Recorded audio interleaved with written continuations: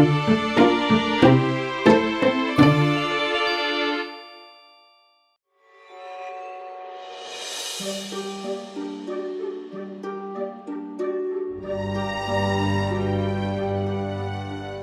fellow detectives. Welcome to Unlocked, the official podcast for all things Nancy Drew by Her Interactive. I'm your host, Tammy Tuckey, and this week we welcome another Midnight in Salem voiceover artist, Kiki Penoyer. And I'm so excited to have her on the show because she is playing a very crucial character in the games. But before we jump into that, welcome to the show, Kiki. Thank you so much for having me. I'm excited to be here. Now, you have known about Nancy Drew beforehand, before jumping into Her Interactive universe, right? Did you read the books, or were you actually somebody who played the games? Both, yeah. So my mom was really big on the books, when she was growing up. And so there were a few of them sort of floating around, and we played the first game when it came out. What was that, 1999? Something like that. We have played them as they have been released every time, because she brought the first one home and was like, oh, look, there's a whole game series about Nancy Drew. And I was like, oh, okay, yeah, the girl detective. That's exciting. And then we just all as a family got really hooked on these games. And so every time one would come out, it would be there would be a big family event where we would all gather in the living room and hook my mom's computer up to a projector, and then we would all play through the game together. And it would be we're canceling all our plans. It's Nancy Day. There's nothing else happening. So, when I got the call that they were looking for voice talent for the new one, I was pretty beside myself with excitement, I would say. I'm glad you have a family event playing the games. That's always really fun. I play them with my sister, so I've been doing that since the first game too. So we're both on the same page there. Yeah, and it's more fun, especially in the very beginning. It was just me and my mom, but then as I have a total of 3 siblings, and my dad also slowly started to get in on them, because we discovered my mom is really good at slider puzzles and the rest of us hate them. So when there's a slider puzzle, great, it's mom's turn. Or when they have a Sudoku style puzzle, we're great, give that to dad. So everybody kind of has their own thing about it that they're good at. And so we all kind of feel okay, I just got to wait for the part of the game that I know I'm good at. It's fun because, we have a kind of a wide variety of interests and skills in the family, but when we're playing Nancy, everybody gets to feel useful and helpful and involved. It's really great. So you've played all of them? I have played every Nancy Drew game at least once, yes. Oh my gosh, awesome. Okay, do you have a favorite? I do. My absolute favorite is Stay Tuned for Danger, which is Nancy Drew number 2. It was... I don't know what it was about it that I love so much, but there was sort of a feeling that anything could be useful. There were 10,000 pieces of paper that Nancy encountered. There were 7 or 8 different suspects to talk to of varying degrees of possible guilt. And there was just it was one of those things where it felt possibly a little unfocused. That was how my dad felt about it. It was there's just so much. How are you supposed to know what's important? And I was but that's what's fun for me, is that I kind of have to suss out, I had notebooks where I wrote down every single phone number Nancy encountered, because back then, she didn't have an in-game journal to remember stuff. If you forgot something, you'd have to go back to the place where you saw it and rewrite it down. So I had notebooks of okay, we interviewed this character and they said this, and then I found this phone number and that leads to this thing, and so we had just it was way more work than I think I probably needed to be doing, but it was really fun, and so the games since then that I have enjoyed the most have been ones that sort of captured that air of really intense, weird mystery and that kind of low level of danger, because there is this is a small spoiler if you haven't played Stay Tuned for Danger, which I think came out in 2000. Somebody at one point sends another character a bomb, and you have to defuse the bomb. And so there's there was always that level of anxiety, there's actual danger. So the games that felt a little scarier, a little bit more dangerous, are always really fun for me, because you get that little bit of thrill, It's at the point where sometimes in in my household because that's like 20 years of gameplay. So it's like, as we've all grown up with these games, like there are certain lines from certain games that will get repeated in my household really randomly, like fight the power. That yes, was like, fight the power. Fight the power. That's like sometimes like one of us will just randomly say it to another, like when my mom is like on a rant about like, oh, my neighbor is being really super terrible, or like my sister will complain about somebody at school, we'll just respond with like fight the power. And it's, I don't know, it's just like they've just become part of our lexicon in the household, you know? So I'm like, a big giant Nancy Drew nerd is the long and the short of that story. Oh gosh, of course. And you're really taking me back to the ones because I haven't really played the older ones in a while, but yeah, you had to write down the phone numbers. They really weren't given to you, or the passwords, or anything like that. Yeah, you really didn't have a journal. Although I do love the fact that we have a journal now. I'm like, but it makes it a little bit easier for me when I should be doing the hard work of memorizing it. Yeah, because she didn't have a journal, and she also didn't have a cell phone, so you couldn't like save anybody's numbers. You had to like manually dial the number every time you wanted to call someone, you know. So it was all that little bit of extra stuff, that little bit of extra legwork that was kind of fun for me, because sometimes you'd spend days chasing down every single reference that you found, like on like Maddie Jensen would keep like a notepad of all these random thoughts that she had, and it was like, we're gonna chase down every single lead, and it was like, all right, that's really time consuming, but you know, like, I don't know, I found that really fun. I definitely agree that like the use of the cell phone in the journal now makes it a little bit easier to focus on like, what should I actually be paying attention to? What are things that Nancy, as a detective who's been doing this for a while, like might have written down as things she thinks are important, you know? Well, we've kind of answered a couple of my, like when I have fans on the show, I ask them 5 locked clues. So you already answered 2 of them, your first Nancy Drew game and your favorite. So let me just finish with the last 3. So number 3, who are you going to call? Ned Nickerson, the Hardy Boys, or Bess and George?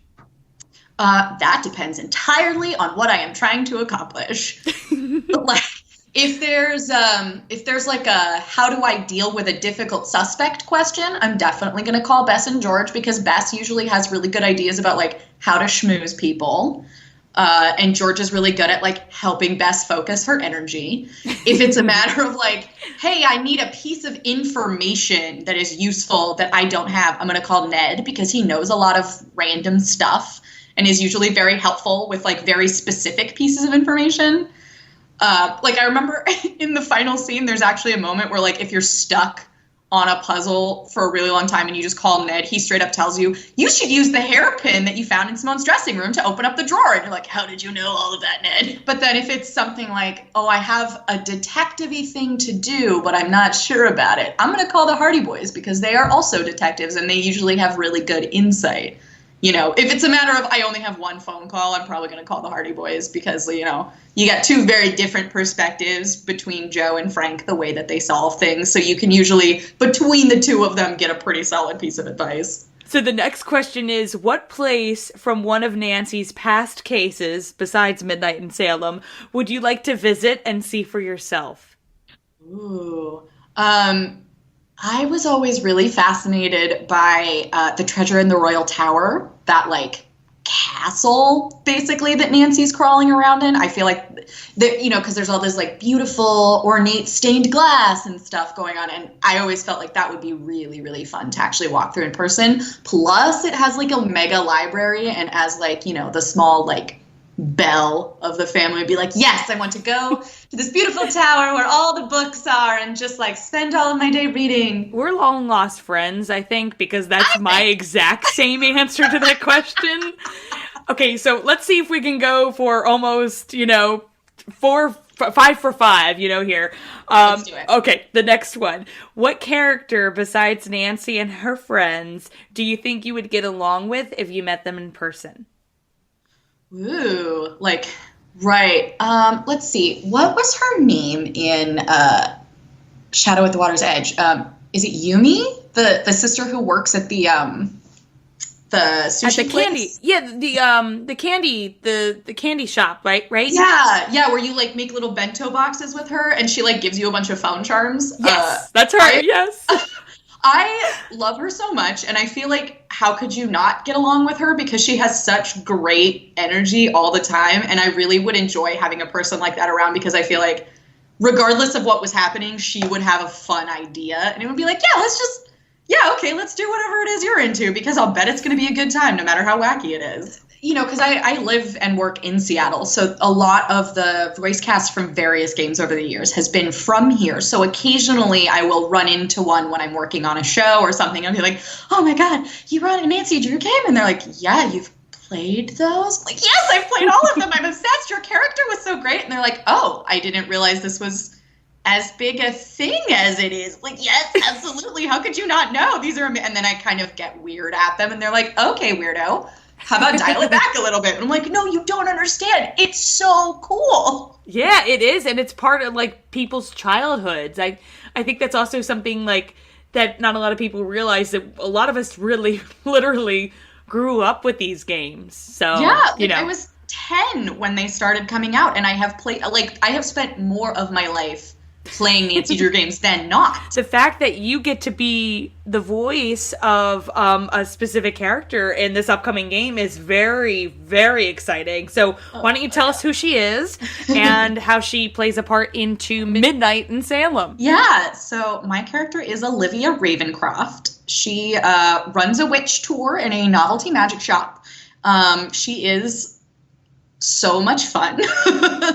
I'm not gonna lie. Almost every single line that I read for her was the most fun line, and she just, as a person, is so over the top and so out there and such a delightful human being, that at the time of this recording, the game has not come out just yet. I'm sure that by the time people hear this, hopefully some folks will have played it and will share my love of Olivia, because, like, as I was reading it, I was just so warm and bubbly inside. Like, if I was playing the game just as a person playing it, I would love this character so much. So getting to do her voice was so cool for me. I was like, this is that kind of, like, cartoony, super exciting character that I love about Nancy Drew games, because she's met such a wide variety of people in her many, many journeys around the world.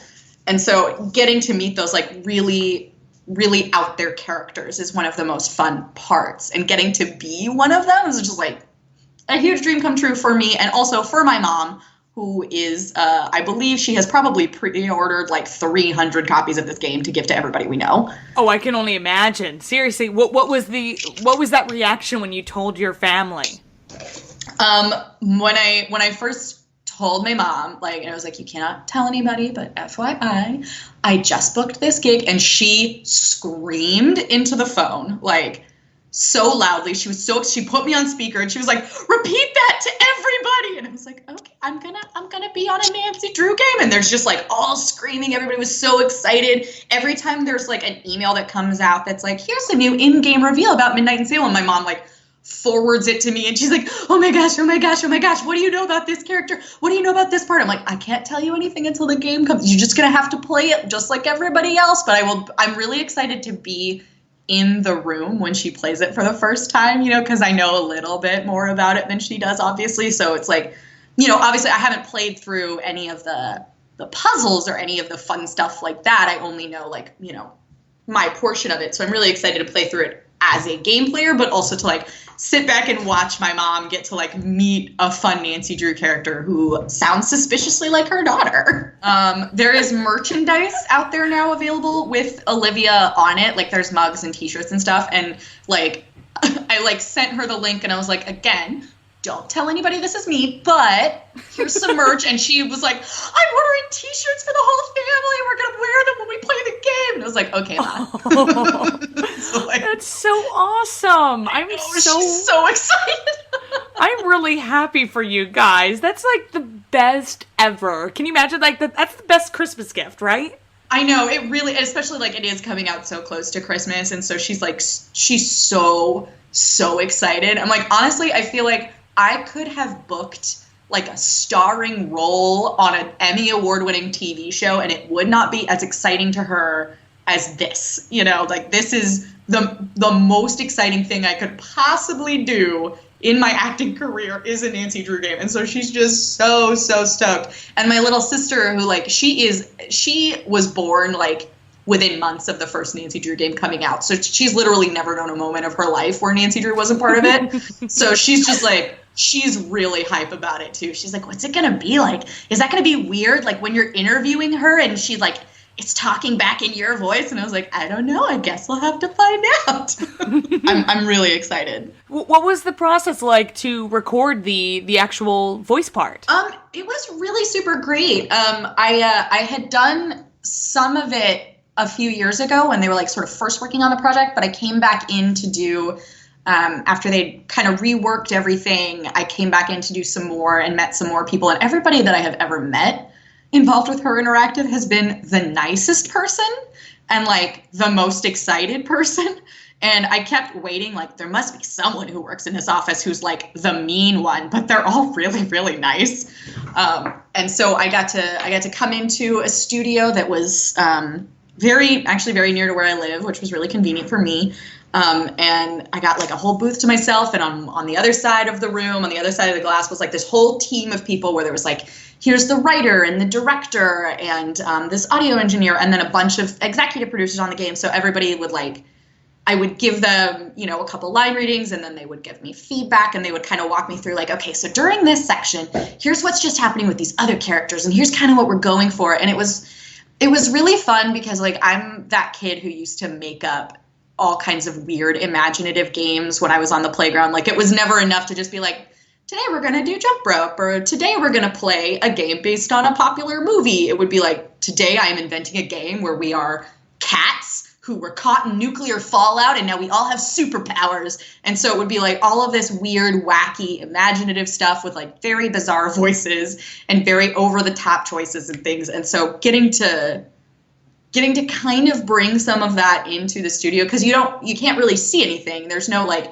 animated character I'm trying to match up with. I'm not getting to watch any of it. I'm just imagining all of it in my head, and getting to react that way was really, really fun. That's why like I love voice work, because it is so there's so much imagination that goes into it. You don't have to worry about like, I'm reacting to this prop and the way this actor is looking at me and this, you know, like, I mean, I love stage work, but this is there's so much extra brain work and imagination that goes into getting to do voice work that I found really, really, really fun. I was really lucky in that they were able to, we had a couple hours where we got through all of my stuff, because I just had a baby over the summer. And so they were like, okay, we got one day, we're going to bring you in, we're just going to bang the whole thing out. I was like, great, that's perfect. And then I can go home and feed my infant. So it, I mean, I would have, if they had told me like, you have a whole week of recording to do for Nancy Drew, I would have said, okay, great, I will be there for an entire week. I'm booking a hotel right outside the studio. You can have as much of me as you need. But it was really convenient in this case that I was able to get it all done in one day. And that, you know, as much as like I'm really anxious, like I just want to play it now, you know, I also really appreciate that they are taking the time to update it, because, you know, technology has been moving at such a breakneck pace, even just over the last few years. And their desire to like, we want to keep doing Nancy, but in order to do that, we have to kind of upgrade the way that we're doing, because we can't keep making them with this, you know, the older systems, the older engines, because computers are outpacing that so quickly. And so they have to create something that can continue to grow with the way that technology is growing. You know, I mean, like my computer now can do stuff that like I never could have imagined it being able to do, you know, 20 years ago when we were playing Secrets Can Kill on my mom's old laptop. Like there's no way, you know, that we could have anticipated that. So the fact that they are taking the time to really update it, make sure that that the engine works the way that people expect it to, that they are keeping pace with like current types of games that are in the same genre that are coming out nowadays, I think is really smart, and I think is going to mean that we get Nancy for longer.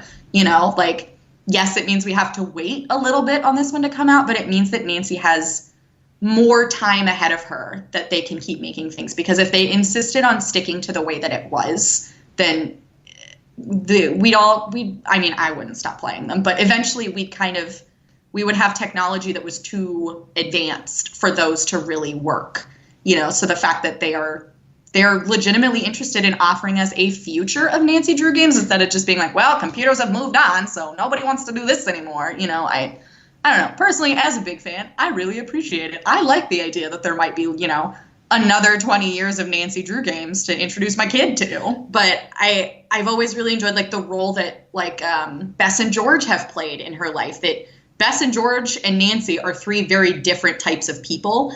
And the fact that they're not just all, like, a girl stereotype, but you have these three distinctive, like, here's three different girl characters, and that you meet all of these other people in these games who are not just stereotypes of any one type of human, that you get kind of a wide variety, I think is really great. Because so often when you play video games and they're like, oh, here's a female character, she's like either one thing or another, and she kind of has to be all types of girl at once, or she has to kind of fulfill a certain role. But the fact that we've got such a wide variety of women available in these games, and that's something that I really enjoy about Midnight in Salem, is how many women Nancy encounters, so that she can encounter so many different types of women and so many different types of, you know, it's really important to be a role model as, like, a leader in the games industry, to show, like, hey, there are lots of different ways to portray lady characters, and there's lots of different ways that you, little girl playing these games, can express yourself and your gender identity. You know, I think it's important. I'm really excited about all of the work that they've been putting into that. I think it's really cool.